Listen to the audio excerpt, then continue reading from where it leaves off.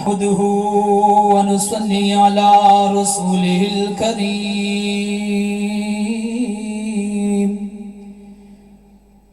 أما بعد فأعوذ بالله من الشيطان الرجيم بسم الله الرحمن الرحيم الصلاة والسلام عليك يا رسول الله وعلى آلك وصحابك يا نبي الله الصلاة والسلام عليك يا رسول الله وعلى آلك وصحابك يا رحمة للعالمين.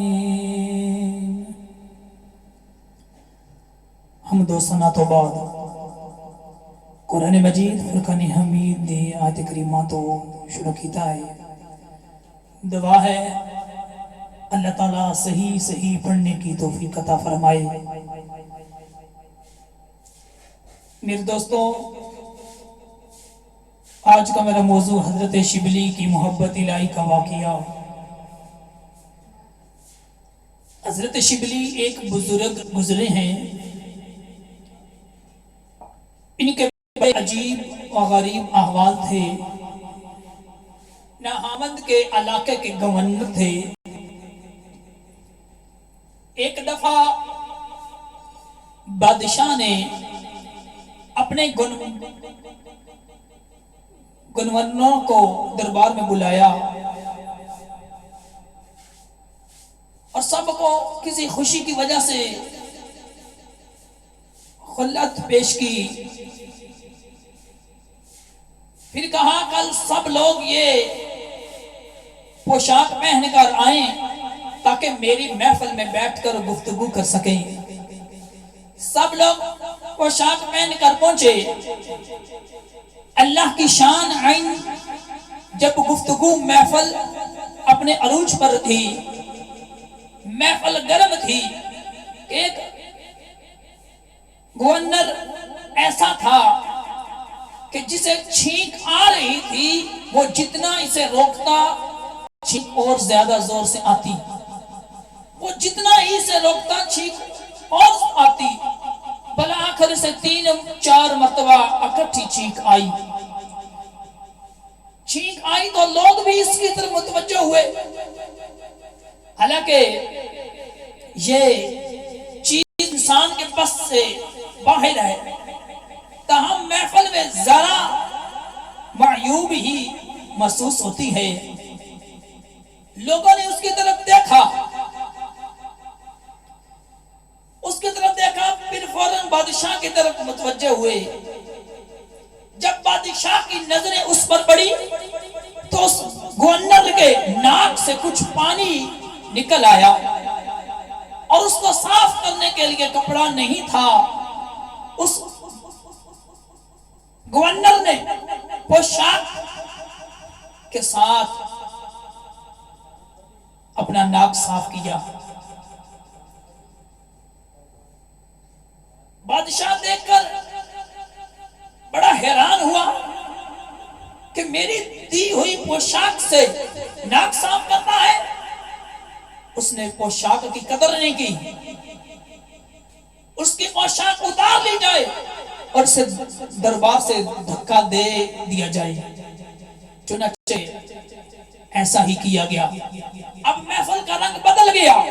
سب لوگ پریشان ہو گئے کہ ایک گورنر کے ساتھ یہ معاملہ پیش آ گیا. معمولی بات نہیں تھی. بادشاہ نے سوچا چلو محفل برخاست کر دوں. سب لوگ چلے گئے. تھوڑی دیر گزری تو دربار آیا اور اس نے کہا کہ نہاوند کے علاقے کا گورنر شرف باریابی چاہتا ہے. کہا اسے پیش کرو. گورنر نے آتے ہی پوچھا کہ بادشاہ سلام، میں یہ معلوم کرنا چاہتا ہوں کہ جب گورنر کو چھینک آئے تو یہ اپنے اختیار سے آتی ہے یا بے اختیاری سے آتی ہے؟ بادشاہ نے کہا تیرے سوال میں محاسبے کی بو محسوس ہوتی ہے، خبردار آگے سوال نہ کرنا۔ کہا کہ بادشاہ سلامت، اگر اس سے یہ غلطی ہو گئی تھی تو کیا سزا ضروری تھی یا کوئی اور کم درجے کی سزا بھی ہو سکتی تھی؟ بادشاہ نے کہا خاموش رہو ورنہ تمہیں بھی سزا ملے گی۔ گورنر نے کہا بادشاہ سلامت، مجھے آج ایک بات سمجھ آئی ہے کہ آپ نے ایک شخص کو پوشاک پیش کی اور وہ اس کی قدر نہ کر سکا تو آپ نے اسے بڑے دربار سے دھکا دے دیا، اس کو ذلیل رسوا کر دیا۔ مجھے یہ بات سمجھ آئی کہ یا اللہ تو نے مجھے انسانیت کی پوشاک پہنا کر دنیا میں بھیجا ہے، اگر میں اس پوشاک کی قدر نہ کروں، قدر نہ کر سکا تو روز محشر تو بھی مجھے اپنے دربار سے دھکا دے دے گا۔ گورنر نے یہ کہا اور پوشاک اتار کر بادشاہ کے منہ پر ماری اور باہر نکل گیا۔ حضرت جنید بغدادی کی خدمت میں پہنچا اور یہ شخص کیا بنا؟ وقت کا بہت بڑا بزرگ بنا جس کا نام حضرت شبلی تھا، کیونکہ ان کی قربانی بہت بڑی تھی۔ گورنری کو لات مار کر محبت الہی کے راستے کو اپنایا تھا، اس لیے ان کے احوال بھی عجیب تھے اور ان پر اللہ تعالیٰ کی محبت کی ایسی کیفیت ہوتی تھی جو عام لوگوں کو نصیب نہیں ہوتی۔ تو ذات زیوکار حضرت شبلی کے سامنے اگر کوئی اللہ کا نام لیتا تو اپنی جیب میں ہاتھ ڈالتے، ان کے ہاتھ میں شرینی آتی اور یہ شرینی اس کے منہ میں دے دیتے تھے۔ بہت عجیب کیفیت تھی۔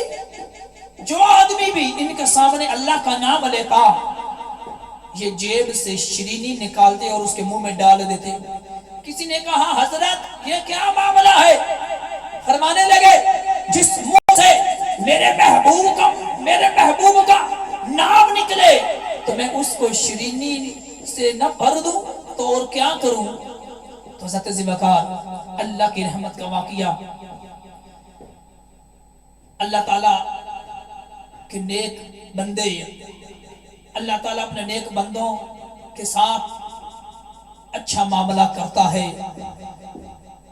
حضرت شبلی کو اللہ رب العزت نے الہام فرمایا، اے شبلی کیا تو چاہتا ہے کہ میں تیرے عیب لوگوں کے سامنے ظاہر کر دوں تو دنیا میں تجھے کوئی منہ نہ لگانے والا نہ رہے؟